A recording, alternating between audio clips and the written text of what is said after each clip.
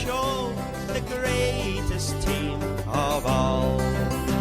It's Celtic first and Celtic last and Celtic over all. Jock Stein had set standards and raised expectations. He embraced and enhanced Celtic's attack-minded traditions.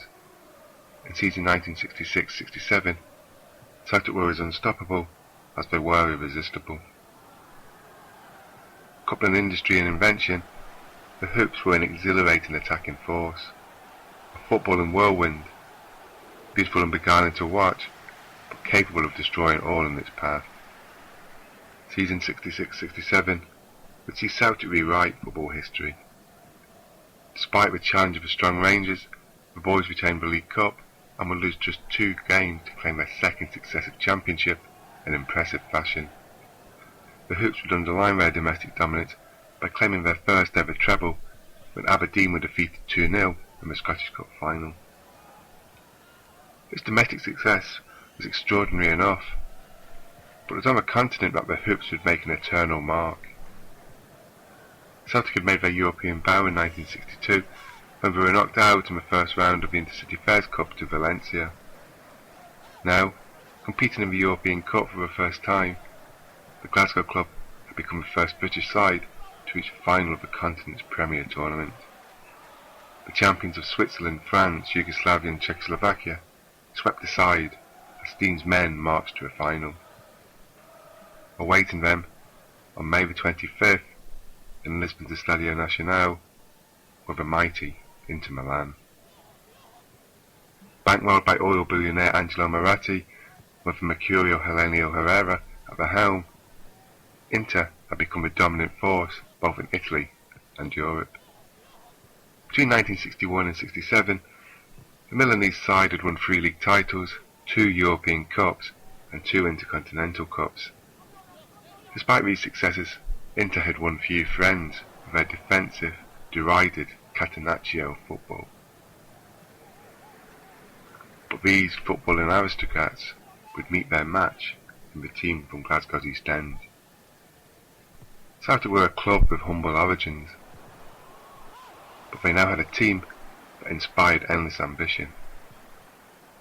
And what a team it was. In goal was a veteran Ronnie Simpson. Ironically, the keeper had been sold to Celtic by Stein when in charge of Hibs, but at Parkhead, the manager recognised the value of this solid and dependable performer. The Hoops' defence was marshalled by the magnificent Billy McNeill, a strong and commanding centre-half. A born leader, McNeill was a wholehearted Celt who always led by example. Beside him, the unsung John Clark, cool, composed and ever reliable. Jim Craig provided energy and industry at right full-back, while on the other flank was Tommy Gemmell, a confident, marauding full-back with a steely determination and a thunderbolt shot. In the middle of the park was Bertie Auld. A player in his second spell at the club, Auld was tough, tenacious and fiercely competitive, but by God, he could play football. In tandem with Bertie was the sublime Bobby Murdoch. A player made from Scottish steel, Murdoch was blessed with wonderful touch and vision. He was the heartbeat of the team, a complete footballer. At outside left, Bobby Lennox, an electrifying presence. With an abundance of pace and skill, he simply terrorised defences. Then, there was a man known simply as Jinky. Few men lit up a football field like the wee red-haired figure of Jimmy Johnston. This wonder of a wing possessed a natural ability which mesmerised supporters and opponents alike. His darting, twisting runs would wreak havoc in defences and have fans roaring in delight. Fearless, gutsy, and simply the greatest, Johnston enthralled and inspired. Thriving on the service from such wonderful talent was Stevie Chalmers, a hard-working, selfless striker who possessed great awareness and was a fine finisher.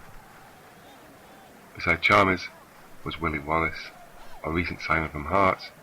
Wallace was a wonderful natural goal scorer and a tireless competitor. Sean Fallon would provide reliable backup for Simpson, while throughout the season, John Hughes, Charlie Gallagher and Willie O'Neill provided notable contributions to an unforgettable season. So too did the unfortunate Joe McBride, a phenomenal goal scorer.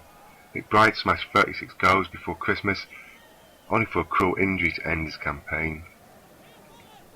This was a team packed with incredible individual talent, but it was so much more than a collection of talented individuals.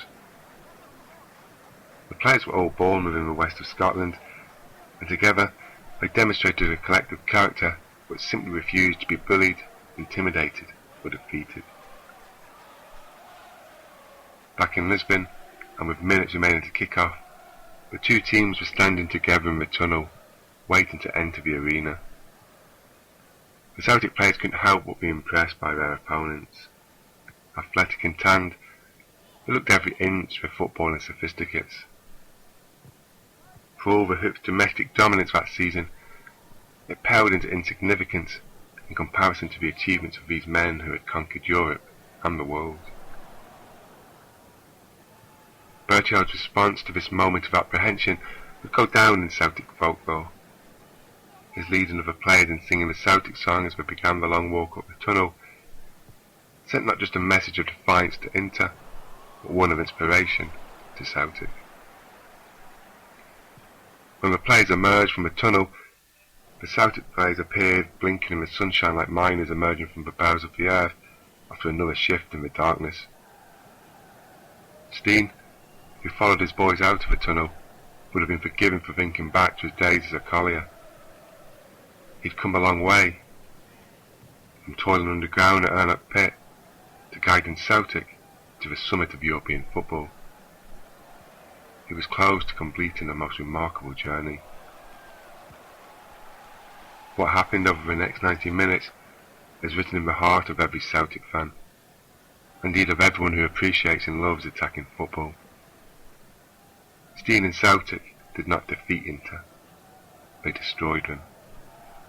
The scoreline was 2-1, but the reality was that this was a beating which left Inter and Herrera battered and broken. Catenaccio was savaged by what Big Jock described as pure, beautiful, inventive football. Inter had taken the lead with an early penalty, but what followed was a footballing onslaught. Gemble's fine equalising strike was of course followed by Chalmers' late winner. It was a goal which brought justice and booked Celtic's seat among football's elite. The image of a sweat-soaked, sunbathed Billy McNeill hoisting aloft the European Cup has become a treasured icon to Celtic supporters. It remains the finest achievement in Scottish sporting history. Later that year, the Hoops suffered a controversial defeat over 3 games in the World Club Championship. The nature of defeat to the South American champions Racing Club would rankle. Over 3 matches, Celtic were ground down by the brutal thuggery of their Argentine opponents, who eventually triumphed in a bad-tempered playoff decider in Uruguay. But despite the initial anger and disappointment, this was but a minor setback, as Stein's imperious Celtic continued to dominate Scottish football. In season 67-68, the Hoops recovered from the shock of an early European Cup exit to Dynamo Kiev to claim yet another League and League Cup double. The following campaign, they went one better, stealing a second domestic treble in 3 seasons with a 4-0 humiliation of Rangers at Hampden in the Scottish Cup final. As 1970 approached, Celtic fans would look back on the most remarkable and successful years in the club's rich and honour-laden history. But there was little time to dwell on these achievements. It was already clear the manager was nurturing a new crop of talented youngsters. Jock Stein had took a club with a wonderful past but a difficult present, and had given them a great future. He proved to the Celtic support that their team could be the greatest. It was a lesson they never forgot. The achievements of the late 60s were astonishing, but as 1970 approached, Celtic fans were not yet ready to consign such days to the history book.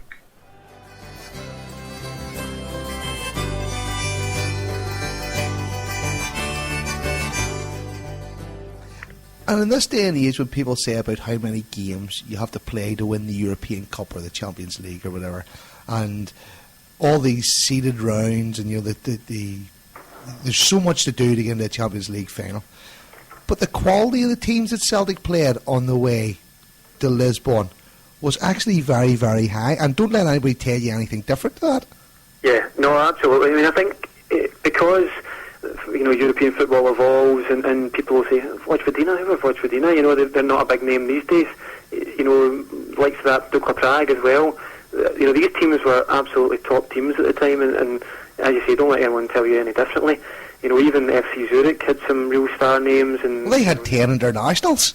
Absolutely, and as well, I mean, what should we forget about back then as well is that unlike these days, which maybe younger fans might forget, is that it was only the champions then. It was only, so you were playing the French champions, the Swiss champions, the Yugoslav champions, whatever team you were playing against weren't the team that finished fourth. They were the champions, and they were the best in their country, and that was it. It was the absolute creme de la creme of European football. And to go up, and I mean, Inter, people as well kind of almost demean Inter. They say that Inter they were a spent force by 67. They still had 4 players who played in the 1970 World Cup final. Yeah. 4 years, it's in 1970, so that's right. they can't have been that much of a spent force, and that's the thing. I think there's a lot of maybe historical revisionism going on with certain things, and as I say, because some of the teams aren't big names these days, it said, they didn't beat any massive teams on the route to the final. In those days, those teams were absolutely huge and the best of it around. This was a lot of the Soviet teams especially, aren't maybe the powers they once were, which is a real shame, I think. A lot of these great Eastern names have disappeared, and it's just part of the way football's gone. But in those days, it was they had such a tough route to the final, and they had to fight in every round. You saw that. Absolutely. I mean, so they defeated Zurich, obviously, in the first round, Nantes in the second round, Vojvodina in the quarter-finals. But it was the semi-finals, I think, against Dukla Prague, where the worth of Jock Stein really abounded. Because after Celtic being 3-1 up from the first leg, they had to go away and get a result. And this is the difference, I think, from what we were saying earlier on about the time when they played in the Cup Winners' Cup semi-final, where it was still, the match is won, but we still go out and attack. That's not what happened in the second leg. No, not at all. And it wasn't something that either the players or Jock Stein was proud of, and he said afterwards that we'd never play that way again. And he didn't. I mean, there were times where, again, he was slightly defensive in Europe. You would say, well, not as defensive as they were in Prague, because it was the old, parking the bus, really. It was in Prague, and it just wasn't the way Celtic played. And it got the end justified the means, I suppose, that day. But it wasn't something he was proud of, and he didn't feel it was the best way to go about it. So you would see in future years, like when they went to play in Italy, he would maybe bring in a holding midfielder, which again was quite revolutionary at that time, and he would make little changes to make Celtic slightly more defensive, maybe play John Hughes in a kind of floating role. John Hughes came on to a really good game later in that decade, and again, that was quite seen as a bit defensive by Celtic standards, but not as defensive as they'd been in Prague. I don't think they were ever purposefully as defensive again. I think I know they said there was one game against Ajax away where they were really quite defensive and it backfired. That was, later on. But he wasn't happy with the way they played. But it was, I think, a direct result of what had happened against MTK Budapest, that they had seen what can happen with these leads where you're on the verge of something great, but all it takes is one goal and things start unravelling.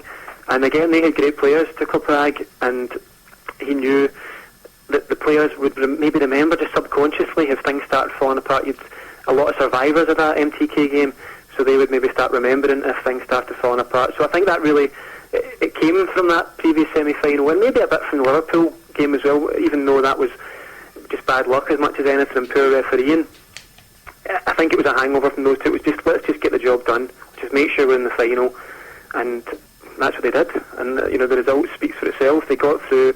If Celtic did that these days, you'd be shouting from the rooftops and you'd be praising the heavens for a display of tactical brilliance. So it was quite strange for them to come out and almost be apologising for it, which to a man, to everybody apologised.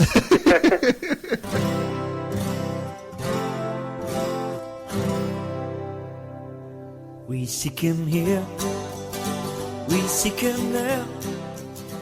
Family, faith and football, it is probably the biggest part of my life. It's apart from faith and family, it is what I do. It's my social life. It's what I do with my family. It's what we talk about. It's so it just really is. And a season or two ago, when we were all worried about what was going to happen and whether there was going to be a complete decimation of the integrity of the league, and I realise that matter isn't decided yet, but I definitely, like last season, was not going to renew my season ticket if they had allowed that other club to come back in, to be in the SPL, the new club, and at that point I was really had a knot in my stomach the whole summer, because I simply didn't know how I was going to be spending my time, so I was really anxious about that. So that's what it means to me. It is what I do, it's what I think about, it's what I picture doing, when I retire, which I'm very much looking forward to. It's a while yet, and I think about all the places I'll go and that sort of thing. So that is just part of my life. In all the towns like Donegal or Marseille, Glasgow town is where he's bound to watch the famous hoops, cause he's a dedicated follower of Celtic. So Johnny, best of a Celtic goal? Too many. Any Larson, Ratchik's loads of goals, but the ones I really enjoyed most were probably the goals against Liverpool, Anfield, it's just the road to Seville. Alan Thompson, John Hartson, yeah. I won a few bob in that Alan Thompson free kick. Pretty good. That sticks in my memory. No, but they were two crackers. It's just a great night. Brilliant. Were you at the game? I was at that game. Oh, yeah. Superb, man. Ever seen the Lisbon Lions with big Jock Stein? My favourite trophy that the Celtic I've won in my time being a fan is probably the Scottish Cup in 94-95 with Tommy Burns being the man in charge at the time. We'd went a wee wait for silverware, and it was, I don't know, it was tense times, tough times being a Celtic fan back then, but I always remember the goal. I'll probably take the visions of the goal to my grave. It was a tense game against Airdrie, and Tosh McKinley picks up the ball and he delivers the sweetest cross you'll ever likely to see, and Big Pierre popped up and done the rest, and the trophy ended up back at Celtic Park. Things that I miss that doesn't happen nowadays is you would get on the train back to Belgrove and they sing songs on the train and and all that. You don't get that these days, but hopefully, I'm not saying they'll return, but I'll leave it at that.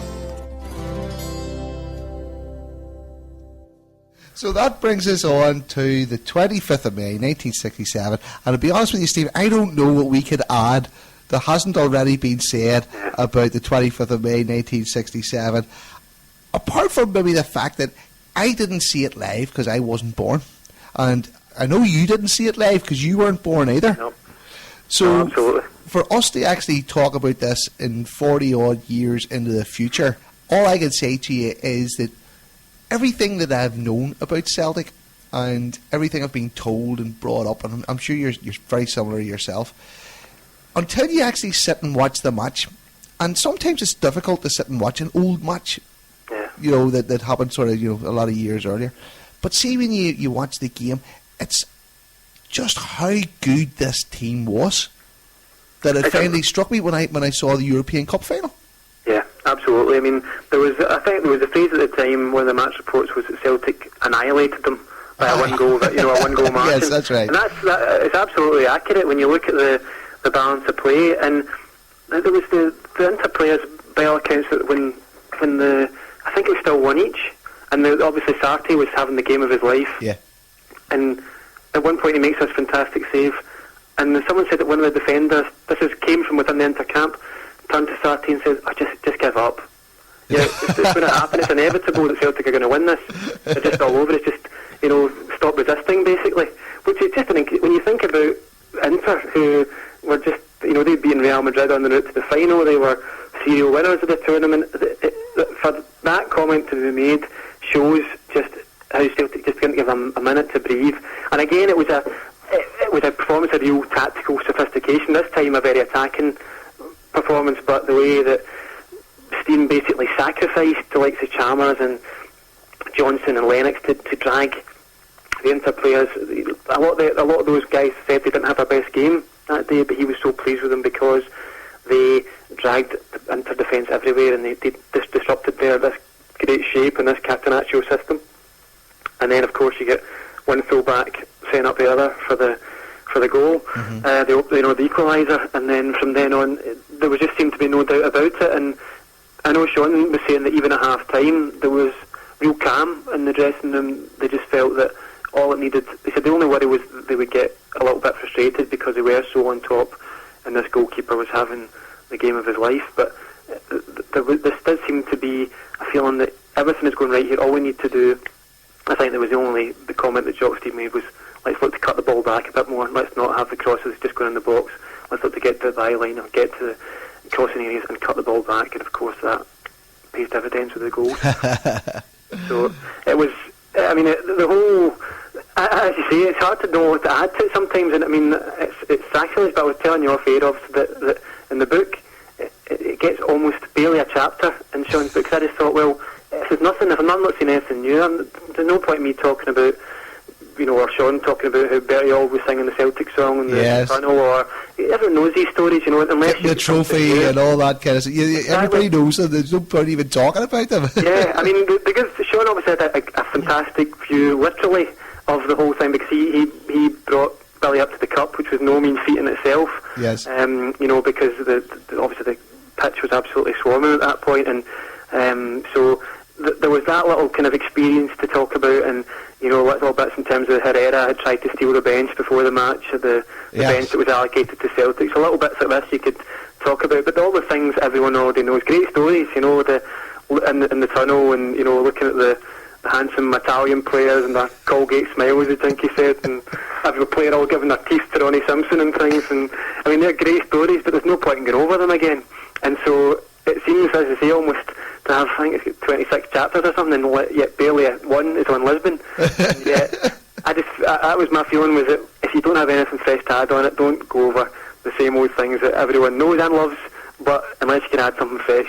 The one thing I have learned about the final in Lisbon is that from doing these podcasts, I have to say, when we talked about the Celtic style, and then you talked about the Jimmy McGrory years where it was all fitness and no footballs to play with, and a medicine ball in the gym and all this here kind of stuff.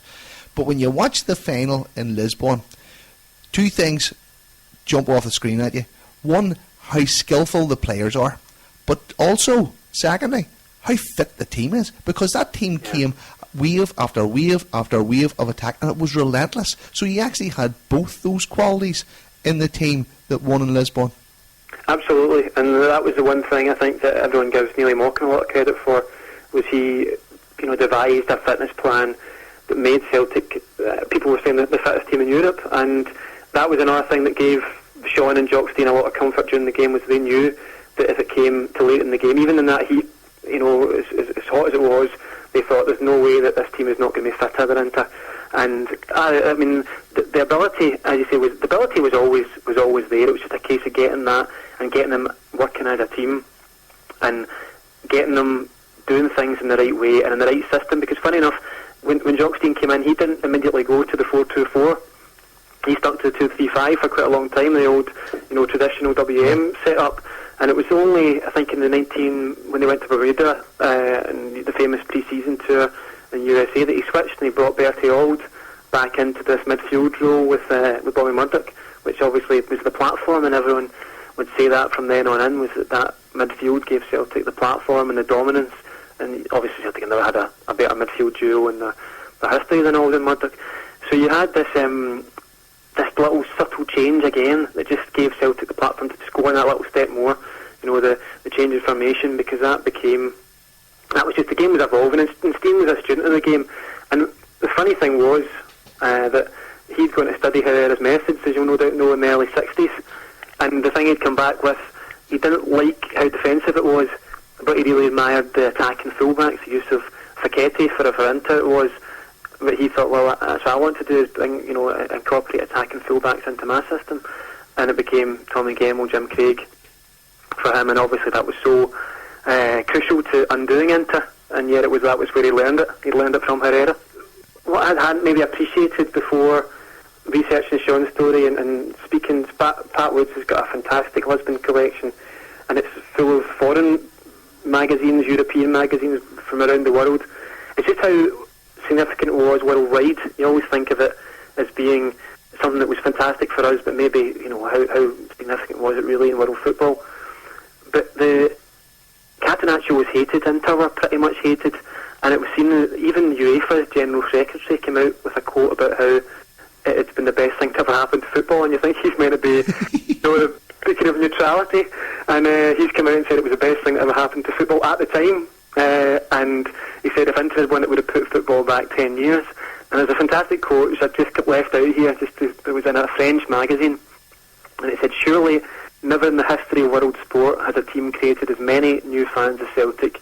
Never has a victory been more warmly welcomed, nor a winning goal been greeted with such an explosion of joy throughout the continent." I mean, I just thought it's a nice thing to think of, to think that throughout Europe everyone was cheering this, and by all accounts as Celtic fans were making their way back from Lisbon in their winding journeys, wherever they would go through they would be cheered in little towns because people had watched it and seen the way they'd won and seen that they'd kind of slayed this defensive beast, because it was a time of real tactical change in football. You'd had England winning the World Cup with the kind of wingless wonders, and everyone was wondering where football was going. Is this the future? Is it going to be Catenaccio and teams with no wingers? And yet then you have Celtic going to Lisbon and having guys like Jinky and just going at teams, and Bobby Lennox was pace, and just it was so important for football as a whole. And I think you've seen that the teams that came after it, the Ajaxes and these people say that a lot of that was, the lead was taken from Celtic, that whatever was done in an attacking way.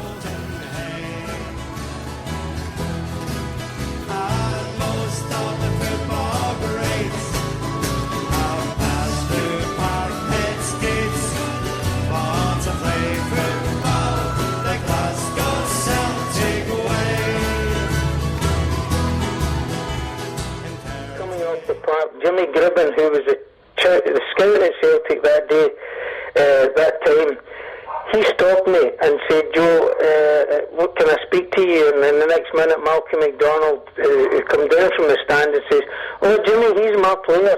But I hadn't even signed for Kilmarnock at that point. But they got me down in the very next day on the Sunday and signed me. And that was the first time that I'd known Celtic were kind of interested, Glasgow Celtic had 55 first-team games and had 54 goals. So that's the second highest ratio to Jimmy McGrory. Jimmy McGrory's got the highest ratio in Celtic's history. And I have the second highest ratio in Celtic's history. Henry Larsson's the third one. So it's good company I was in. Obviously, Jock Stein signed you for £22,000, and that you were actually one of the first players Jock Stein signed for Celtic, right? I was the first. That was the first player that Jock signed for Celtic after Jock came, and he brought me. I could have went to Dunfermline, and Dunfermline offered more money to Partick Thistle. Motherwell. Dunfermline offered more money to Motherwell, and they offered more money to me to sign for them. But I wanted to go to Celtic, and it was quite a carry on. But however, eventually Motherwell relented and sold me to Celtic. Is that because you grew up a Celtic fan, Joe? I know you were born and raised in Govan, but you're always a Celtic supporter, right? Well, always a Celtic supporter, and I was Player of the Year when I was with Motherwell this year. We're talking about, and the dinner, the presentation dinner that I was getting presented with the Player of the Year thing, blah blah blah, and we're sitting in the hall in Motherwell where the reception was being held, and I'm sitting at the top table. And my manager, Bertie Auld, had just been appointed manager at Motherwell. He's sitting next to me, and I've been the Player of the Year. And this wee janitor of the hall, he walks right through all the tables, blah, blah, blah, right up to the top table, and he says, Joe, there's Sean Fallon on the phone for you. and Bobby Howard, who's the just appointed manager of Motherwell, he suddenly went, you better go and answer that, you know. So when I was and Sean was saying, don't sign, Joe, don't sign, don't let him talk to you. We're coming in, we're gonna get you, you know. Which he eventually did, you know. And I have no regrets. I always wanted to play for Celtic, and unfortunately I didn't get the length of time I wanted with them, you know. Sure. But the 3 years that I was there, 3.5 years, and one of them was just sitting on the sideline, you know. Yeah. But the other part, I couldn't have asked for any better. It was fabulous, you know. What was it like to come to Celtic at that stage and actually, work for Jock Stein, Joe? Oh, fabulous. I was lucky enough to join them at the time that Jock joined them. Jock had just joined them minutes before that. They went 14 years, I think. I'm not really sure, but I think that they had gone 14 years without winning a league, you know, before Jock joined, and I also joined. And the first league tournament there was, we won it. And they went on then to win it, 10 in a row? 9 in a row. 9 in a row. So it was a fabulous time. It was a fabulous time to join a fabulous club under a fabulous manager, you know, and a fabulous playing, all the boys were all the fabulous players. Every single one of them were superstars, you know. So one of the most exciting things that still Celtic supporters talk about to this day in '65 was the European Cup Winners' Cup run that eventually ended against Liverpool. Yeah, I played in that game. I played in that tournament. We should have won that. We should have won that game against Liverpool and got through. And if we'd have got through to the final, which was at Hampden, we would have won that tournament. And I've a lot of memories, great memories of scoring goals for Celtic. I remember missing one. Well, I wasn't a miss. I just hit the bar. I jumped and headed this ball, and it should have went in the net, but it hit the bar. If I had scored with that goal, it would have made a heck of a difference. That was at Parkhead. But then we went through to Liverpool and played at Anfield, and another ball come up, and I flicked it from. I was jumping with Big Yates, the Liverpool centre half, and I flicked the ball over his head, and Bobby Lennox had ran from behind me, past me, and put the ball in the net. The referee gave offside. No. And that would have put us through to the final, and I've no doubt in my mind we would have beat the Germans in the final. But that group of players that Big Jock had, and the team that went on to win the cup at Lisbon was just super. And I'm just wondering, do a lot of people listening to this, fully understand the role that you played in the 66-67 season? Because just before you got injured against Aberdeen, you'd scored 36 goals by Christmas time? That's correct. And I finished top goal scorer, and I never kicked a ball after December the 27th, I think it was, up at Aberdeen. And I finished top goal scorer in Scotland. And and my goal tally was 36, I think it was. And Stevie Chalmers and Bobby Lennox had both of them had 30 odd goals, maybe 34 or 35. And Willie Wallace also, although he had scored a few for Hearts and had come to join us. And all four of us were up in the 30s, and I had the top goals and a goal scorer, and I hadn't kicked a ball since the December of the year before. Yeah. December 66. Mm-hmm. It was heartbreaking, but I've got over it now, although you've reminded me all about it now again. Sorry, Joe, sorry. If I'm going to make you down the dumps, I'm going to ask you one more question about it and then we'll move on. Joe, what was it like to go to Lisbon with a team and not get on? Did it affect you? Yes, it was horrible. It was the worst experience. It was the worst feeling. I mean, worst feeling that I wasn't on the park, but make no mistake, I was, so delighted for the boys, and I was crying with them, but I was crying for both me not being there and them winning, And I'll always remember Big Jock in the dressing room. He kind of saw me standing, and he's Joe, and but he said, "Get your ass out of here," So I said to him, and I knew he was telling me, "Will you go and hide?" And because I was feeling rotten, not being in the team, I've not been able to play. So I asked him for a jersey to change with the big centre half of Inter Milan, and he said, so he gave me a jersey, and I went to the dressing room of Inter Milan and to tap the door, and Herrera came to the door. McBride, yes. I says, Mr. Herrera, can I change it? Just steps with the big centre half, So he rabbited a bit on in Italian, and he got the jersey and he just threw it out to me. Didn't hit me with it, but he just threw it out to me, and he hadn't opened the door, any wider than half a foot, So then he shut the door. Do you know they never come out of that room we were all sitting at the celebration dinner, and halfies were taking bits and pieces of it because we were waiting on them coming. It took them an hour and a half to come, and they come in all dressed up in their suits and their shirts and their ties, and there wasn't a mat, a bit out of place. And they just the meal and were away as quickly as ever. And he tore them to ribbons, so he did. Because he thought they were favourites, and they were favourites. But Celtic tore them to ribbons that day. They gave it Johnston, Tully, Mother, Alden, Hay.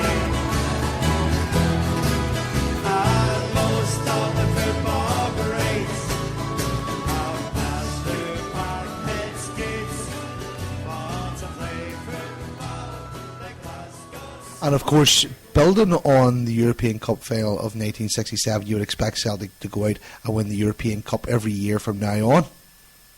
Yeah. But it didn't actually pan out that way, did it? I mean, I must admit, I think that the period after 67, particularly in the 70s, as I say, once they started selling off the quality street kids, because my view is that Sean Fallon brought together most of the Lions, so the bulk of one European Cup winning team.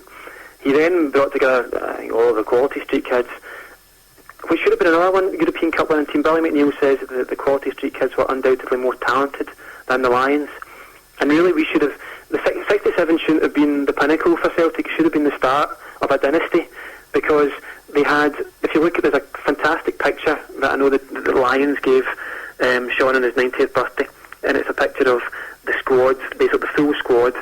And you've no doubt seen it before. It's got a very young Ken Dalglish in the front row, Danny McGrain, Davy Hay, George Connelly, all these guys that would be Lou McCarry's. With the Lions are all still there, no one's been sold, Ronnie Simpson's still not retired. So you've got the best squad picture ever at Celtic Park, and you think that should have been the basis for something absolutely so special for so many years. And I know they got to the final again in 70, I know they got to a couple of semi-finals, but really they underachieved from then on, and there was a couple of reasons for it. One of them was the selling off of players and but there was a gradual disenchantment as well. I think that money became a big issue, after 67 with the players, and Celtic really didn't do enough in that respect. You know, and I know that's a view of Sean and of some of the players as well, that they should have, after 67, played a big testimonial. I think Stevie Chandler's suggestion, which was a good one, I think, would have been to say, OK, we'll play Di Stefano's testimonial against Real Madrid. We want a return match at Celtic Park. A big benefit of the game. The Lions get a big payoff, and they're sorted financially. But as it was, money became an issue, and that will be something you'll no doubt cover in the 70s podcast. But it became a bit of a sticking point in an area that, because almost as soon as they came back from Lisbon, Tommy Gemmell found out that summer that all the players have been paid £40 except Billy McNeil, who's getting £50 a week. And so right from the start, he reported that back to the dressing room. Right from the start, money's an issue. You know, whereas previously it had been this fantastically united camp. And people say that there were better teams after Lisbon, that Lisbon Lions wasn't Celtic's best 11, that 68-69 is talked about as being a better team, certainly a better squad, when you had the Maccaris pushing in, the Dalglish's on the fringes of things, and McGrain's. You know, by that point John Hughes had found consistency. Charlie Gallagher, who again's a very underestimated figure, was, you know, really helping out the team as well. So people say that was a better team, that other teams should have been better 11s, but they just never achieved what the Lions did for a variety of reasons, and most of them avoidable, unfortunately, and that's a real pity. That Celtic could have been like an Ajax or a Bayern Munich who won 3-4 European Cups in a row, but they allowed that to slip away, and I think that's a real scandal in a sense, because you see, well, Celtic went on and won 9 in a row in the years after Lisbon. They did, but they could have done so much more, and I think that's a real shame that they didn't. And it was nothing to do with Jock Stein or the players or Sean Fallon. Do you think losing to Dynamo Kiev the following year so quickly, going out of the competition so quickly, had something to do with that too, Stephen? I think it was a bit of a hangover. I mean, I think a lot of Jock Stein, I think, came out of line when the players came back for pre-season. He said, you know, for some of you, football will never be the same again. And I think there was a struggle to get themselves going again. To be fair, that Dynamo Kiev, again, is one of these great Eastern European teams. They were a great side at the time, and I know Jimmy Johnson was always absolutely adamant that the referee was got at there, you know, with no doubt whatsoever in the way leg that he was bent, that the referee rigged the game, and that was simple as that. He said it was the worst I think he'd ever seen. But it was definitely, there was a problem, I think, even part of the way through that season.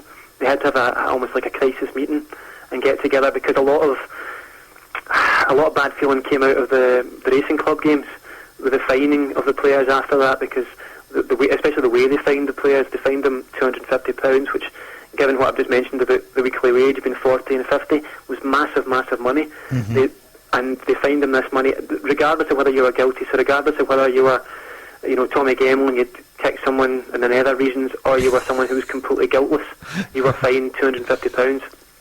And so, like Jim Craig, who considered himself completely guiltless, was very resentful about that, and justifiably, you'd have to say.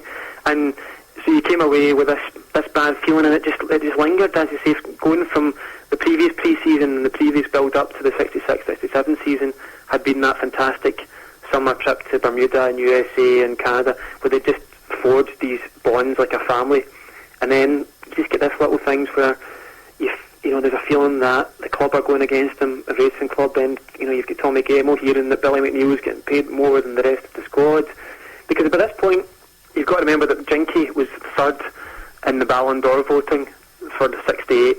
Tommy Gemmell was, I think, in the top 5 or 6. So these guys were the stars of Europe at this point, and they really were huge names throughout football, and they would have known their value. They would have known that they could go elsewhere and earn a lot more money, and maybe be appreciated a little bit more, and certainly financially. And so you can understand there was a bit of resentment, because they had become big stars, and yet things were almost, they were being treated. And so, you know, Jock Stein was, I think it was master-servant relationship was always the phrase used. That never changed. The money didn't change a great deal, and so the resentment started to seep into the squad, and that was a real pity, because again, had they played a big game, shown a token of appreciation, had they maybe just tweaked the way the club did the wages in terms of being so bonus heavy, then they could have avoided a lot of the problems that came after that. Mm-hmm.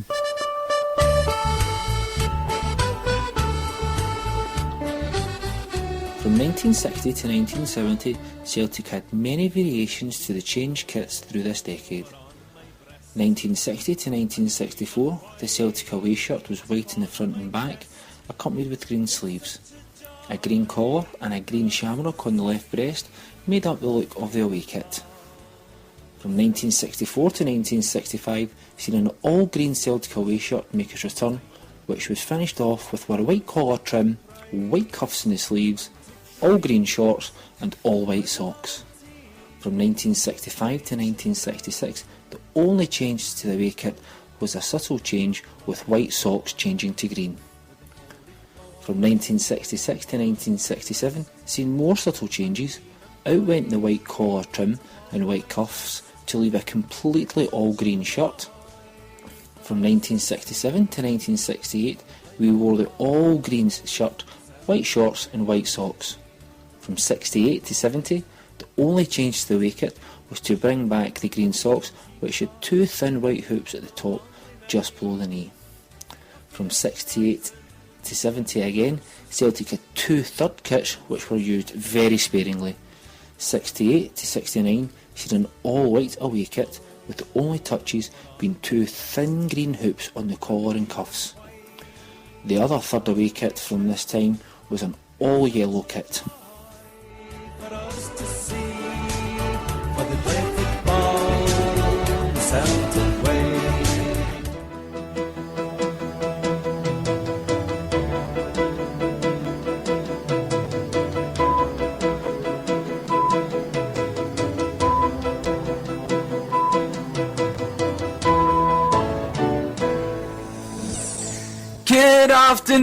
Good afternoon. Welcome to the news for the 30th of July 1966 on Radio England, your most cherished pirate radio station. There's still a lot of bad vibes coming from Vietnam as the Yanks carry on making war. But let's not get bogged down in that, man. No, today's headline, as West Germany's so-called Iron Fortress of a team lay in ruins at Wembley. England's won the World Cup! And you talked there about the Intercontinental Club Cup against Racing from Argentina, and that whole escapade that happened at that time probably could have been avoided. Yeah, and it wasn't a one-off. I mean, again, you tend to see that in isolation as just this, you know, Celtic were unlucky to play this team who were just, you know, in a savage mood and were out to cause destruction. But if you notice, in the games after that, there were, you know, Manchester United had, after they won the European Cup, I think it was Estudiantes they played, and they had Nobby Stiles sent off, they had George Best sent off, and it became, again, a bit of a farce, because the Estudiantes, I think it was, played exactly the same way, maybe not quite as blatant as Racing Club, but went out, and it was huge for them. I think even now the successor to the Intercontinental Cup, the Club World Cup, I sometimes do that for FIFA, and it's always much bigger in South America. South Americans really do care about it. It's their big thing, whereas the European Cup has always been a bigger thing for the European teams. So it was massive for them, and I think that there were factors at play there in South America which Celtic were completely unaware of, and I think it really did, the brutality that Racing Club approached it with really took them by surprise. Sean said he really couldn't understand even years later. He said these guys, they weren't just kickers, they could play, they were international players, they all had ability, and when they tried to play, it's like Atletico Madrid as well, years later, they showed that when they wanted to play they could play, but they obviously had made a calculated decision before the match that they weren't as good as Celtic, and that the only way they could do it was to just use any means necessary. And the Racing Club players have confirmed this in subsequent interviews themselves, that the only way they could do it is to just drive Celtic to distraction with their constant spitting, you know, their kicking, their elbowing, their punching, their hair pulling, and it worked, because by the time the third game came around, and you can debate whether it was the right thing to do, but I think you can certainly see where Jock Stein was coming from and not wanting to be seen to be running away. it probably put There's no team would have went home. No team would have went home. No, I know, and that's it. Right. As well, he would have seen that his team were better. He would have known that the way Racing Club had approached it showed they were scared, because he must have seen that they must have known that they weren't as good. So he would have felt, right, if we can play them fair and get a chance, we can beat them. And that's all he saw. He was a football manager thinking there was a football match to be won. And you can't blame him for that. But they were never going to get a fair match. I think they were never going to get the chance to play a football match. And I think the problem was, by that point, really the patience had been worn thin. And I think the line before the third game was that the time for politeness was over. And the players took that a little too literally, some of them, and you can't blame them. And then obviously the consequence of that is, as has been confirmed later, that Jock Stein doesn't get a knighthood because of it, because he's seen as almost kind of having sent them out to play in this way, which is completely wrong. Although he said the time for politeness is over, he was raging at the Tommy Gemmels and the like for losing the plot, and I think it was a really low moment. There was talk kind of behind the scenes that he might even resign after that, which seems ridiculous given that it was just a few months after Lisbon.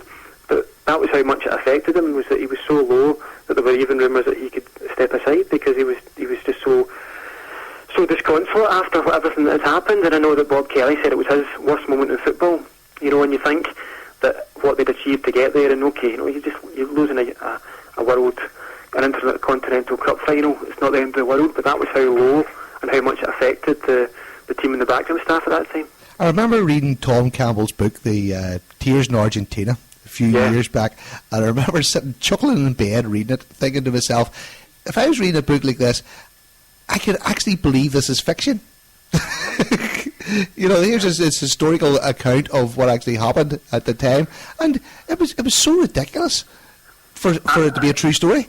Yeah, absolutely. I mean, it's just crazy, and the thing is, it's just a case of, can you be comfortable doing that? Because I know that was the one thing that he said, I could never have won that way, and I don't think that they would ever, because that was that same French magazine that praised Celtic for, been the best thing that ever happened to football, basically, said, that all Racing Club had done, they'd made themselves the champions of thuggery and play acting, and that was it. That was all they would become world champions in, but they didn't care. All that mattered was they'd won.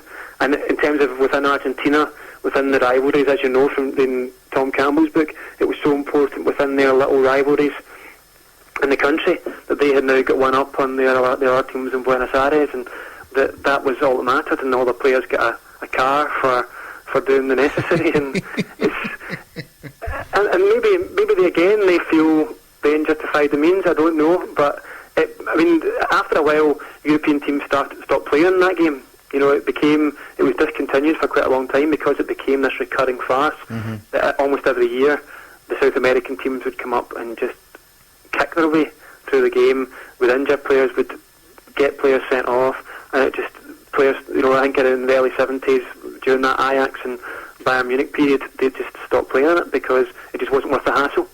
It really wasn't worth the hassle, but. Celtic, it's all very well and nice, but Celtic should have withdrawn after the second game. I mean, funny enough, in away goals these days, Celtic would have won after the second game. The way it works these days, they would have won, but it's all fine saying that, and you can imagine at the time, Jock Stein thinking, we can beat this team. If it comes down to a football match, we will beat this team. Just unfortunately, it didn't work out that way. Do you know what's amazing about this decade, though? Here we are, we've just talked right through to 1968. And we win the league. It's part of our 9-in-a-row run. And we're not even talking about any league matches whatsoever, because that's just a foregone conclusion. We're talking about games, against Argentinian teams, we're going to talk about AC Milan. It's all the big glory games at this time. And when I think back of some of the previous decades that we've covered here for the History Podcast, and you're scratching around for a Scottish Cup final against Aberdeen to talk about, It's amazing, and as you say, at that time those were celebrated like European Cup finals. They were treated like heroes. I mean, because it was. I remember reading the Hamden in the Sun about the 7-1 game, and it said there was almost like a love sickness about the Celtic players of the 50s. They were all beloved figures, you know, the McPhails and the Tullys especially, obviously, but the, you know, Fallons and all these guys that they were absolutely loved, and yet you look at what they achieved compared to the guys who would come after. And the funny thing is that it becomes, when you raise, you know, the expectations like that, there's talk about in 1968-69, when the Celtic get to the European Cup semi-final, win a treble, of fans saying, oh, it's a bit of a failure this season. Exactly, we only won the treble. They can see what is possible with this team, and they've become a little bit spoiled maybe as well, but that they know that you know, they've seen that this could be another Lisbon season, and that perhaps the team is better. But yeah, you think back even 5 years' time, it would have been unthinkable that Celtic would have won a treble and been in the semi-final of the European Cup. But that has become expected, and not even expected, but some people are saying, almost kind of grumbling about it. And it's as well, it became, you don't look forward to the, you know, you go into the 70s, but the summer of 1970 after, they've lost the Feyenoord, there's absolute gloom around the place. And yet, they had won the league at an absolute canter in 69-70, they won it in March, and they were so far on top, they destroyed Leeds United, so they were by far the best team in Europe, and yet the whole place was just gloom. It was just absolute desolation about Celtic Park, and it just shows how far it had come, that losing a European Cup final, being the second best team in Europe, and that was how far Celtic had come, that they were just so depressed about this.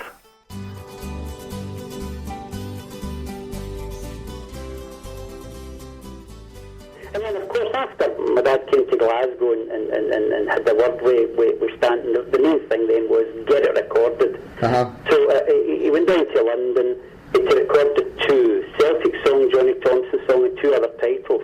Kathleen So Fair and Bright was the B-side of the John Thompson song, and I always think, quite ironically, the B-side of the Celtic song was An Irishman's Dream. And how appropriate, because that's what Celtic were. They were Walfrid's dream. And also, it was quite a coincidence that was in the back of them, you know. Anyway, the whole thing was done at a studio in London called Marble Art Studio, which was owned and run by Pi Records at the time, who, as you remember, were one of the biggest recording companies in the world, sadly no longer with us. But it was very much an economy production. I mean, there was only a sound engineer, two musicians, an accordionist and a drummer, and my dad. But the irony there again was, like so many things associated with Celtic and the club, the drummer just wasn't any drummer. Any accordionist. It was a guy called Jack Emblow, who became arguably the greatest jazz accordionist in the world. And Jack Emblow, for maybe listeners of the older generation of the call here, was the man responsible for one of the longest running BBC music programmes called Sing Something Simple on Radio 2. It was on for about 35 years. And he also wrote incidental music for Last of the Summer Wine, Allo Bergerac. And probably his least popular number is Under Paris Skies, which I read recently is in the top 50 funeral songs, but I don't think he takes much credit for that. But he was the accordionist, and as I say, very little spent on it. So this was 1961 now, Terry, right? 1961. And then, of course, Emblow then went on from there. He was the accordionist on the All You Need Is Love telecast of the Beatles, and you know, a very distinguished musician. But he was just working as a session musician then for Pi. And fortunately, you know, anybody who listens to it can see that technically he's an excellent player. Now they rehearsed all the four numbers in the afternoon, but they still had no definite second verse. They kicked a few things around, and my dad said, you can't just keep repeating that first verse, you know, which was essentially the Belfast version of it. Because you've got to have a second verse for a bit of variety. And so he left the studio with nothing really definite, and he went into a restaurant called Simpson's in the Strand. And in the best Hollywood tradition, he said, we need to get something down on paper. He took one of the menus, and he said, the key thing is simple, it's got to be Glasgow, it's got to be Scotland, we've got to make it Celtic song. And he wrote that second verse. Sure, they're the best damn team in Scotland, and the players all are grand. We'll support the Celtics, they are the finest in the land. We'll be there to give the boys a cheer when the league flag flies, and it cheers us up when we know the Scottish Cup is coming home to rest at paradise. Fantastic. They went into the studio with that, and the rest is history. That's the rest history. And then, of course, the record was, both records were released early October 1961, and as you read in some of the little bits and pieces that I sent you, the reaction to the song was very negative, very unwelcoming. Tell me more about this banning. Why did they want to ban it? Nobody had heard the record other than on Radio Luxembourg, and there was nothing offensive or dodgy in it at all. But what was happening in Scotland at the time, if you look back, was there had been trouble at football grounds. The Celtic supporters, unfortunately, a tiny element of them who, don't represent the club and never will, had been involved in trouble at Falkirk and Dundee. There had been trouble at other matches, in fairness. And actually, Scottish newspapers were carrying articles saying things like, crowds are falling because of hooliganism. And one statistic they gave, there was a Celtic match at Falkirk, I think it was an all ticket 21,000, Chris, and only 14,000 turned up, and they attributed this to the fact that people were worried about violence in the crowd. Anyway, the records have just been released, they've just hit the streets, and the Glasgow papers were carrying headlines which were a bit over-dramatic. I mean, one of them, they never even called it the Celtic song, it referred to it as that song, right. And that was in italics or heavy print. And then it stated in the article that this song was already condemned by Glasgow police. And then they quoted an unidentified police spokesman who was very busy at this time. He said, we've enough trouble with football supporters. This song will only make things worse. But it's not even in the shops yet. And I think it was the Scottish Daily Mail who carried the headline, "Police condemn new Celtic rallying song." And this police spokesman was quoted again, but this time he was talking about the John Thompson song, which nobody could take offence at. It was a very sensitive, respectful ballad about a wonderful Celtic goalkeeper who had been a born-again Christian, who had been a model of good behaviour and just respected throughout the country. They said that the Johnny Thompson song, "We've enough trouble at the moment with football supporters again. This will only help inflame them." You've got this vision of people running up and down the streets shouting and bawling and getting inflamed. It was ridiculous. Well, it escalated from that. It started off as condemnation, and then the next thing, it became a possible ban. And it said, one of the headlines read, as you know, "Banning songs puzzles the Celtic fans." It was fait accompli. It was already banned. Sort of thing in their eyes. And it was scheduled to be played early October in a meaningless Glasgow Cup tie against Queen's Park at Celtic Park. And there was an article in the paper that day saying it was going to be played. It was a dreadful evening, as I recall it. 8,000 people turned up, but it wasn't played. This was at Celtic Park itself? Yeah. Celtic Park itself. This is its first. This was scheduled to be its first public airing, Chris. And then the next day, there was an article saying, why wasn't it played? So my dad said, somebody's obviously not delivered the record or whatever. But Clifford Stanton said an interesting thing. He said, maybe the Celtic club decided that, they were having second thoughts about playing it. And I don't think that's so far off the mark, Chris, because if somebody in the papers has said, this is controversial, we're condemning this is going to cause trouble, obviously the Celtic director at the time would have to think about this, and then obviously when they reflected on it and heard it, realised it was just a rousing football song. The response to the criticism that it was getting, it's hard to, if the papers write the words condemned and they write the word banned, well, you don't really have any comeback. But fortunately Celtic had representing them at the time, or at least their supporters association, a great man called Hugh Delaney. He was a very distinguished secretary of the Celtic Supporters Association, and his quote to the papers was, "We feel the Celtic song will help cut down trouble rather than increase it. We would rather our supporters sang this than some of the other songs, which are more provocative." So free, Terry, this land was made for you and me. It puts into perspective some of the comments you get today about having to play qualifying games to get into the Champions League, doesn't it?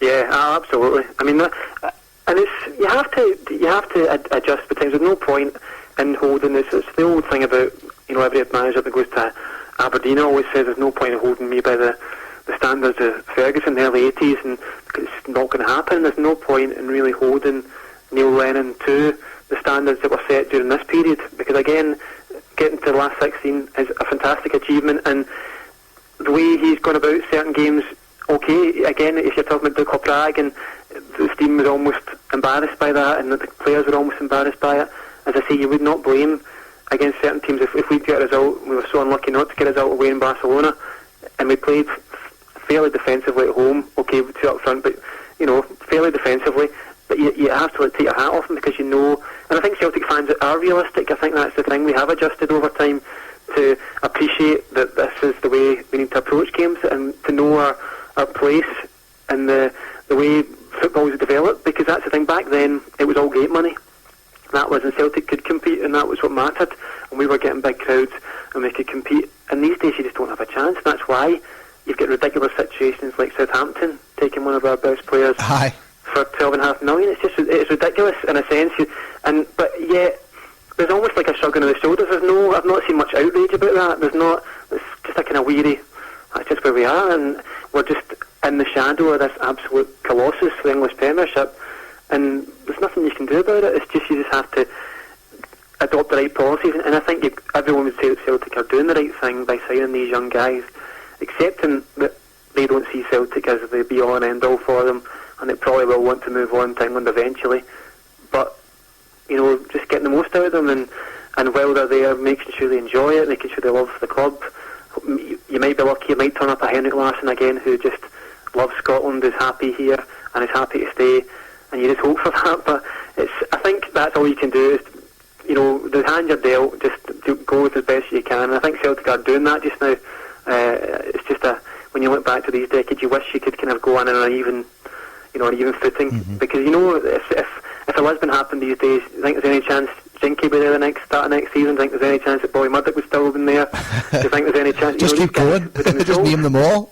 Exactly, that's it. And you never would have got as far, because again, after the previous season, we would have been, you know, an English club would have come in with massive money. So it's just different times, and you can pine for them, you know. But it's just the way football's gone, unfortunately. And we say the same about, as I say, we're talking about these Eastern European clubs.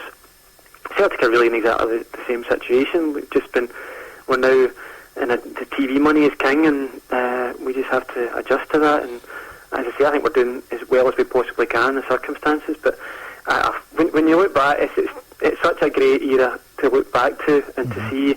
And it's the only frustration I've got is that I think we could have done even more. I really think that we could have been the dominant force of the late 60s and early 70s, because we had a good enough squad, a good enough manager, a good enough setup. The whole club was working so well, and you had, you know, this arguably the greatest manager of all time.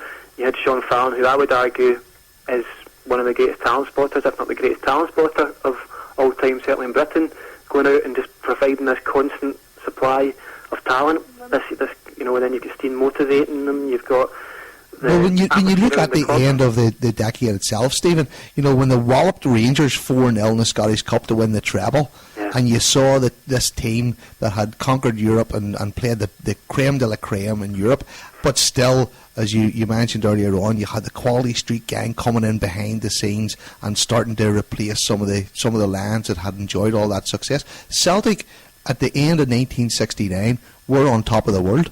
They were the best team in the world.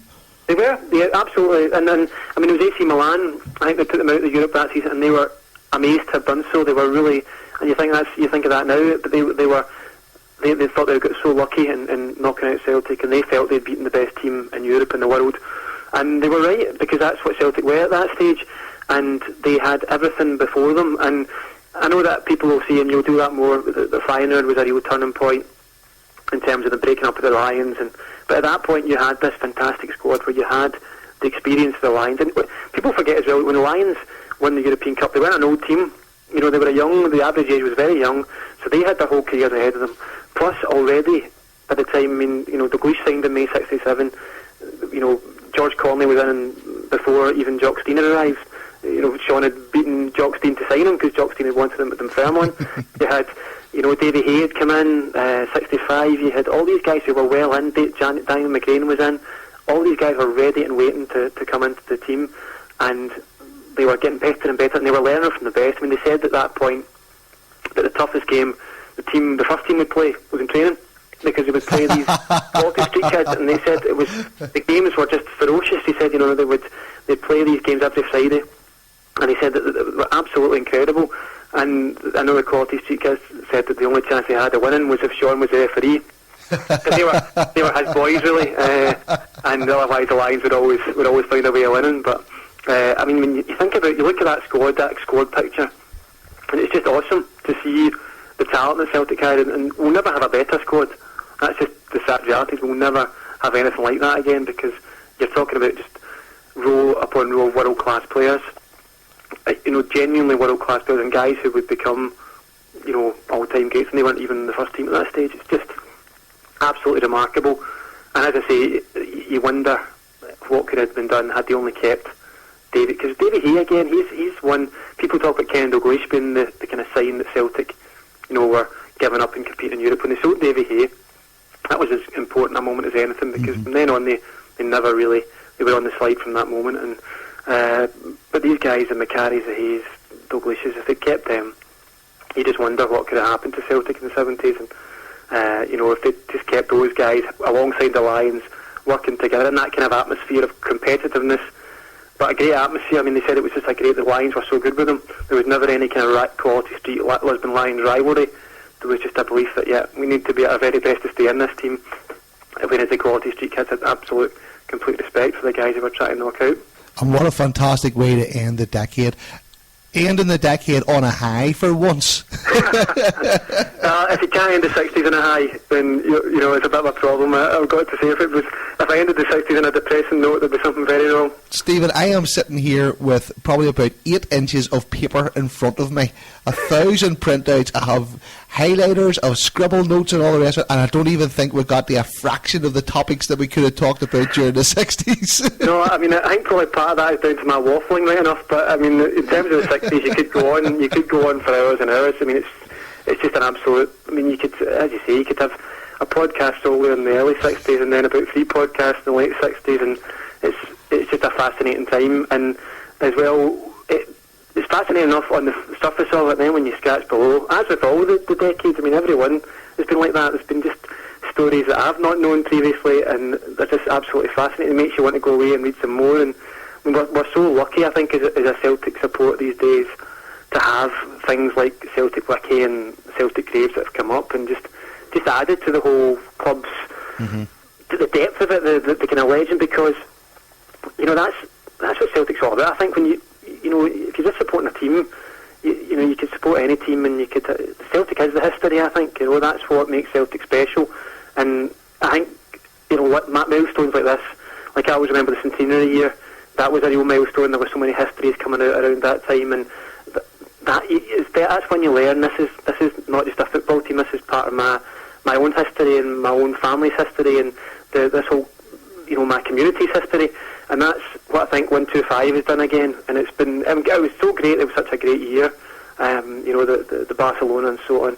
And I think it's a great initiative you've embarked upon here. I know it'll be hard work for you, but every one so far has just been fascinating, and it shows the kind of range of people you've had on, the depth of passion and knowledge, and I think it's terrific. It reflects so well on Celtic, and it's things like the Celtic Wiki and the Celtic Graves. I've not seen that at any other club.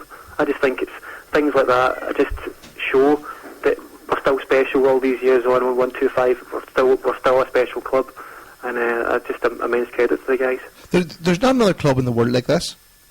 There isn't one. If you didn't know anything about football, and you were taken from another planet and put on this planet, you were to research what team would you support. I think I'd still support Celtic, and I know that's awful romantic and all the rest, but and everybody will probably be listening to this going, "Oh, for God's sake!" It's absolutely true. You wouldn't get the social aspect. Absolutely, I love it, and I'm probably very naive in thinking this, but I love to think of the new signings coming and googling Celtic when they first maybe get approached, and going in the Celtic Wiki, and I love to think of them just starting there and going for hours or whatever, and just falling in love with it bit by bit. And that is no doubt very naive of me to think that, but I just think if you did start reading, you'd never stop. You'd never want to stop. If you were joining Celtic and you went on the Celtic Wiki, for example, or whatever Celtic Graves, if they're imagine being a family in one of the early guys who they had been on, and imagine being one of their family and having a guy phoning up saying we want to put on a service to recognise something your father did 120 years ago. I mean, imagine having fans from all around the world going to graveyards on one day and taking photographs. Yeah. Of graveyard. I mean, when I went up to Peter McGonagall's grave here in Cheltenham, you know, I was telling the guys in work, you know, after work I'm going up to a guy that used to play for Celtic, and I'm going to put some flowers on his grave, and they looked at you and say, "What planet are you from? What?" And if you don't get it, you don't get it. But if you do get it, it's brilliant. Absolutely. And that was the one thing I loved about doing, you know, so many things I loved about speaking to Sean for his story was that he got it. He got it right from the start. And I loved the fact that he fell in love with Celtic with having never ever seen them, just with his dad having been over here for a couple of years after the war, going to see Celtic, coming back, talking about Patsy Gallagher again. And it's all connected. I mean, you like that, all your previous podcast. He comes back. Sean just falls in love with this, and he gets, you know, Jimmy McMenemy's son saves his sister from drowning, and it's just all these romantic little subplots. And then he comes over absolutely infatuated, even before he's ever seen them play, ever been to Glasgow, and he never lost that. He never ever, even after Celtic treated him so badly and sacked him, demoted him, he never ever lost that. He said, you know, if you'd come round and seen me the day after Celtic sacked me, I'd have told you without hesitation that I loved Celtic. And that's as nice as it, you know, that is. Just that's what the club does to you, and I think that he always felt grateful. He always, even though he'd given the club so much, he felt grateful for having been a part of it, and that was it. He never stopped being a Celt, and that was what he said. Never stopped being a Celt. That's magnificent, and it's the colossal of everything that's round the club. Oh, and by the way, in the background there's a team of 11 guys that run out onto a bit of grass and kick a ball about. Yeah. And I hope that. Alright, it's March the 4th, and unbelievably on the phone I have one of my father's heroes, the one and only George Connelly. George, how are you today? I am fine, Chris. I'm very well, thank you. So George, you made your debut as a sub against Dunfermline in 1968. Mr. Stephen told me on the Friday, Chris, if I'm honest with you, he says that if Rangers get beat, and they did on the Saturday, you'll be playing on the Monday. And I think Rangers got beat one game that season, and it was against Aberdeen. That was my first game. Had you nerves going on, George, or was it just sort of you're too young to have the nerves? That was it, Chris. I was too young to have any nerves. You know, it was just part of a kind of family thing there. You just stepped in there, and that was it. Mr. Stein gave you so much confidence that if you thought you were good enough, you felt good enough. 68, you played your part in the double header, the League Cup double header against Rangers, and that was your first turnout against them. Is that right? League Cup double, that's right. It was a six. That was it. At that time, Chris, we played in the sections of Fallon, and we played at the Ibrox at the Parkhead, and I played in both games. And in the first game, I think we won 2-0, and the second game was 1-0 at Parkhead. My debut was the 2-0 game at Ibrox. Right. And again, same question, overwhelming or no big deal? Absolutely, it was absolutely. I took it off for about 20 minutes to go, I think it was.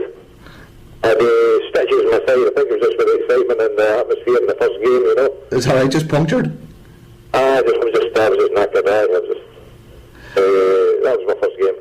George, what was it like? Was there any time during the game where you were standing on the park going, oh my God, I'm playing for Celtic against Rangers at Ibrox?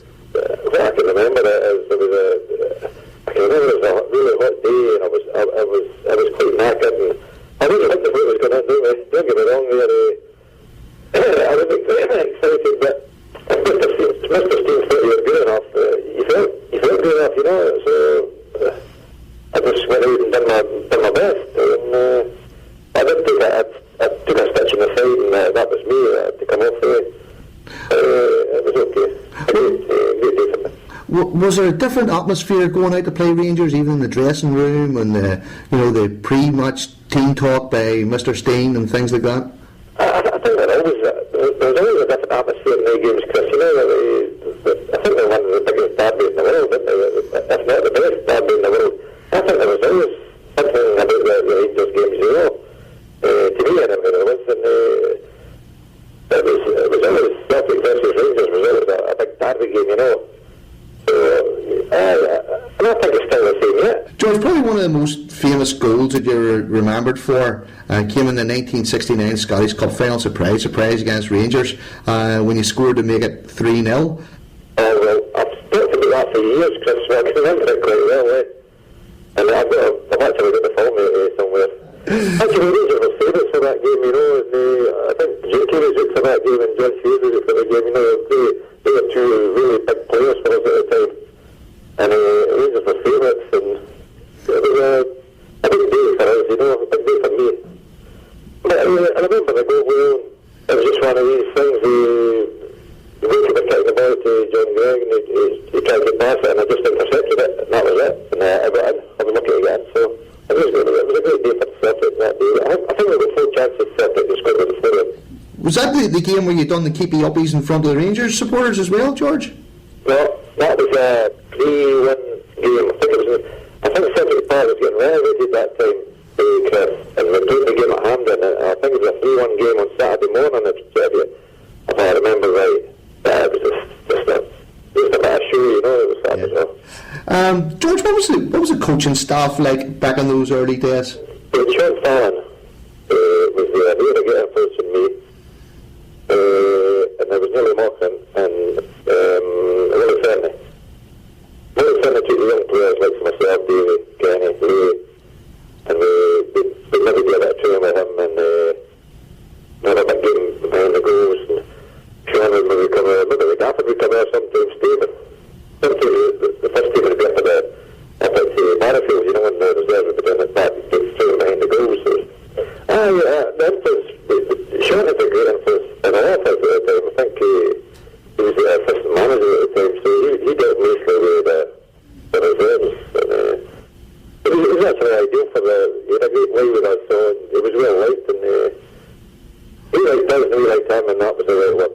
It was good. Celtic trained like commandos.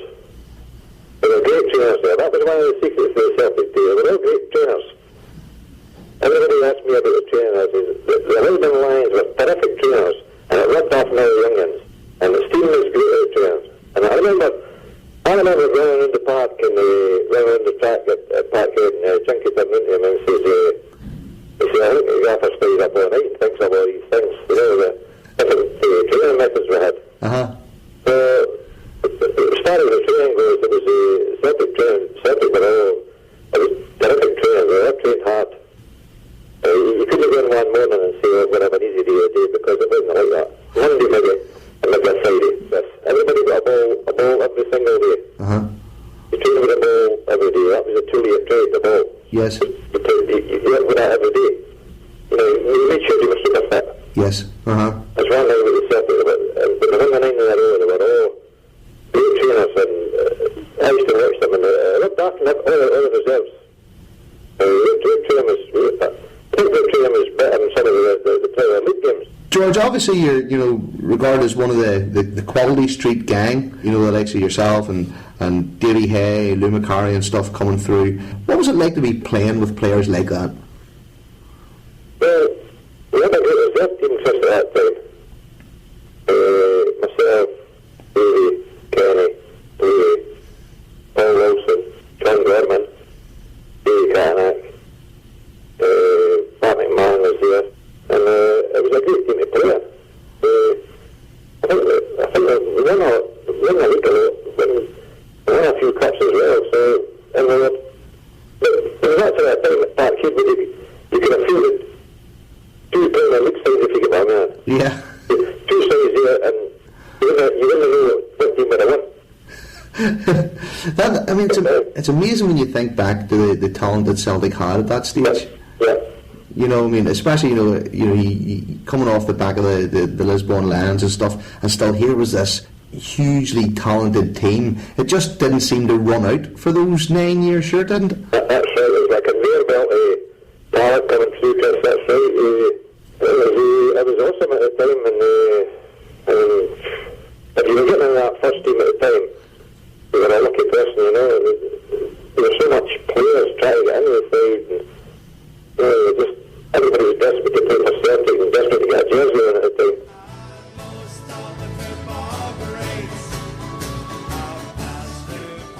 And I hope that this history that never ever leaves. That it never stops being important to the young fans coming up. That they always feel the need to go back. They don't see it as being black and white footage and colourless and not important. That they do go back beyond the Henrik Larsson history, and they go back way, and they listen to these podcasts and they watch, the Celtic history videos and DVDs and read the books, because it is without the history we aren't as special. We aren't the special club that we are. But that is so important, and I hope it's never ever lost, because it's just so central to what we are as a club. Stephen Sullivan, well put. That was fantastic. And thanks very much for coming on here and trying to do justice to the 1960s. Thank God it was you and not me. I know. I'm sure there'll be complaints. I know I've missed something, and a lot of, it's such a difficult decade to do justice to, but I appreciate you asking me on. Thanks again, and I know it's hopefully doing the Sean book has given a slightly and different perspective, because as I say, I know if it was simply down to me, there'd be much better candidates, but it's been enjoyable again, Chris, speaking to you, and as I say, well done on the other podcast and to all the guys involved, because it's been a great series. Stephen, before you go, I need to ask you to nominate a charity to benefit from the donations to the Celtic History podcast. Who are you going to choose? I'm going to choose just the Prince and Princess of Wales Hospice in Glasgow. I think it's maybe getting renamed to the Glasgow Hospice. And yeah, just for personal, if anyone's ever been unlucky enough to kind of come in contact with that, it's just an absolutely fantastic place.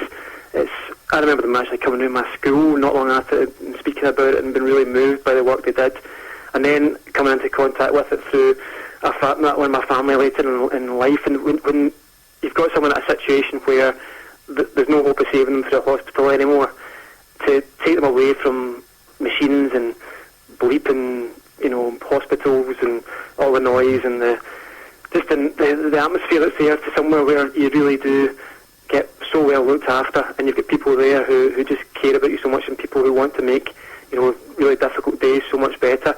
It is really a fantastic place, and I would encourage anyone that's to research it. And it's right in the heart of Glasgow, and I think it's got a lot of very Glaswegian values to it. So absolutely, that would be the one I would nominate. Fantastic, Stephen. Great choice. Absolutely great choice.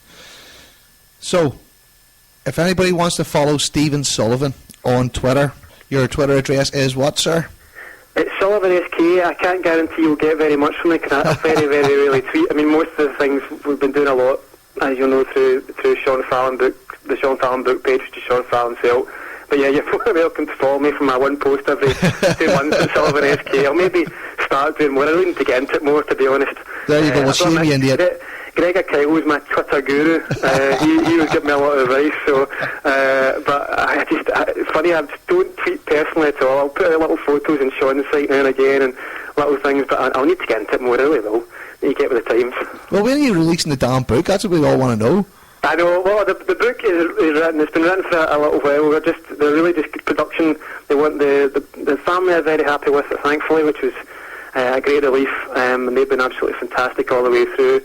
The publishers seem very happy with it, which is great. So it'll be out. It's been nudged back a little bit, unfortunately, to October, just to really get all the production as perfect as we possibly can, and get as many great photos in, and just get everything spot on with it. So we'll be having some kind of event in Glasgow and Sligo as well. Fantastic. We'll do something in Sligo, and it's hopefully it'll be worth waiting for. Sorry, it's kind of taken as long as it has, but. So you'll obviously come on Lost Boys and have a wee natter about that closer to the time, of course. I'd be delighted to, Chris, if you have me. I mean, you're not put off after twice already, but no, I'll be more than happy to. It's been great speaking to you again, and thanks a lot for having me on. Be my pleasure, so would, Stephen. Enjoyed it as usual. Thanks so much for coming on, and really appreciate it. Great stuff.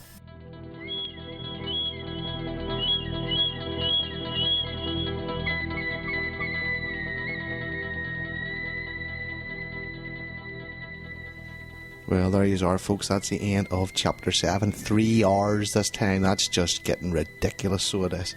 Special thanks, of course, goes to Stephen Sullivan, whose book on John Fallon will, of course, be out later on in the year. And check out the little write-up on the History Podcast this week, and you'll find the link to Amazon where you can pre-order the book. Brilliant stuff again. Steve was just perfect for this because he had to do all the research for the Sean Fallon book, and only had to do a wee bit of brushing up on his homework. So usual thanks to the Human Torpedo, Chris from the Paradise Report, Pat from Half the World Away podcast, Stuart from the CelticShirt.co.uk, Ian Young, Bertie Auld, George Connelly, Bobby Lennox, and of course the late Joe McBride. Thanks to Kelly from Stonehouse, Harper from the Homeboys, Brummy Boy, Jeanette Findlay, Terry, Dick, the Wakes, and Charlie and the Boys for the music, the Parrot for doing the interviews. This list is just getting longer and longer and longer. Just shows you how many people are involved in putting together these history podcasts, and that of course brings me to the donations. So as a wee reward for everybody, as I say every week, for putting all the time and effort into it, send us a £5, £1, 50p, 20 quid if you can afford it. The donations are starting to creep up, but they sort of tailed away last week, and your work's not done. It's the end of the month, you all get paid. Throw us a few quid so that we can make it worthwhile to donate to the charities. And this week's charity is a hospice in Glasgow. Come on, if nothing can move you to donate to charity, it's a hospice in Glasgow. And you can find that donate button, of course, on hailhailmedia.com. Just look for the Celtic History Podcast and you'll find it there. All the money goes to charity. Not one single penny will be taken by any of the hundreds of people that's been involved in the podcast up to now. Not a single cent. So get your donations in and let's make a difference to all these very worthwhile organisations. Remember, it's not too late to send your little sound bites in. I'm still getting a few of them trickling in, and you can send yours to lostboys@gmail.com. Get on your iPhone, get on your Android, hit your voice recorder, email the file, and you'll be on the History Podcast. You'll be on the History of Celtic Podcast. That's great. So next week we move into the 70s, and no doubt it'll be another 2.5, 3 hours, because I have St Anthony from the Celtic Underground Podcast, who does all that fantastic stuff on the 70s for their website and writes about all the players. And yes, we do talk about Count Uglies, and it is just great. I've already started to mix it, I've started to listen back to it, and you're in for a feast again. Also have a few more wee players lined up. So don't miss the Celtic History Podcast. It'll probably be out next weekend, but it might be to the later part of the weekend, because I've got some more stuff going on at the moment.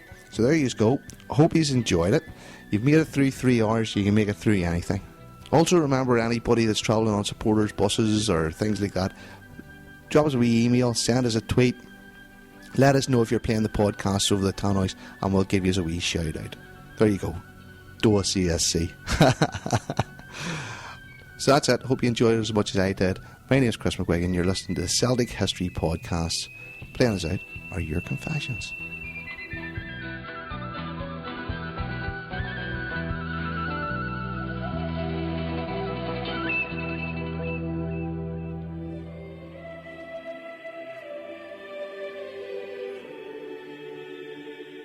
I graduated from the old Hun End round to Celtic End, when I was old enough to go myself, right in the middle of the jungle. And one of my best memories, or possibly worst memories, was at a Hearts game, right in the middle of the jungle, bouncing as high as I could, looking across during the bounce to see if I was higher than anybody, and I was, and then I smacked my head in the television gantry. And then the bounce died down, so I thought, oh, no one's seen it. So I kept on bouncing, pretending to be hard. And of course, some young wag from the back of the jungle shouted, "Sir Heed, big man!" My favourite Celtic memory, despite being a lifelong Celtic supporter and seeing the team numerous times in England, it took me till 2001 to finally make the trip to Paradise.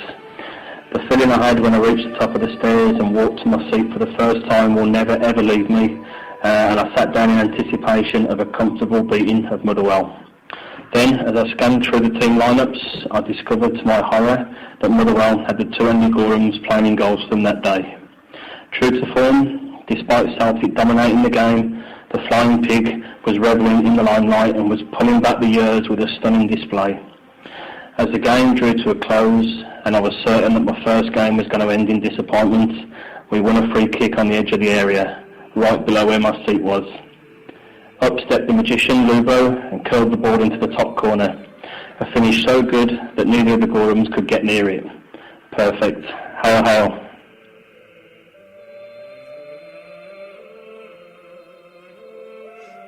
So back in the 90s, Tullochurry, we had our own wee supporters club called the Tullochurry Moravchik Celtic Supporters Club. And all through the season we stopped at 10. We went up in a wee van every week, or a wee minibus, whatever we could get our hands on. So that was the Lubos, the Tullochurry Moravchik, right? So fast forward to Flag Day, after the following season, after stopping at 10, we decided to share a bus with the Roy Milne posse. So, being Flag Day, it's a big bus, we're all heading up, so the two buses are sharing, and the Mickey Finns are passing around the back of the bus, and the Fat Frogs, and all that kind of stuff, and somebody handed me a spliff. You know, the blow wouldn't really be my scene, but Flag Day, take a few puffs and that, no? Took a few puffs too many, gets to the stadium, everybody's away for a pint. I decide, look, I'm going to go and get something to eat, a wee bit of wonder, not feeling too great. I'll just head into the stadium early, I say. So I get up to my seat, and I'm taking a pure whitey by this stage. So I thought, nah, I can't do this, I've got to get out of here. There's a total one of them, just got to leave the scene, like, you know. So I heads back out, the ground's not even half full yet, flags, nothing's been done. Jumps in a taxi, says, Hall, take me back to Tullochurry. Paid the man up front to take me back to Tullochurry. So, by the time I get there, I'm feeling a wee bit not too bad, so I just heads for a few pint. I misses all the flag going up and all that, but that wouldn't be on to me. After the game, back in the bus, there was a big rammy, because our boys from the Tullochurry Moravchik wouldn't want to leave without me, didn't know where I was. But let's just say there was a few words exchanged when they got back to the red line to see me gassed. That's my confession.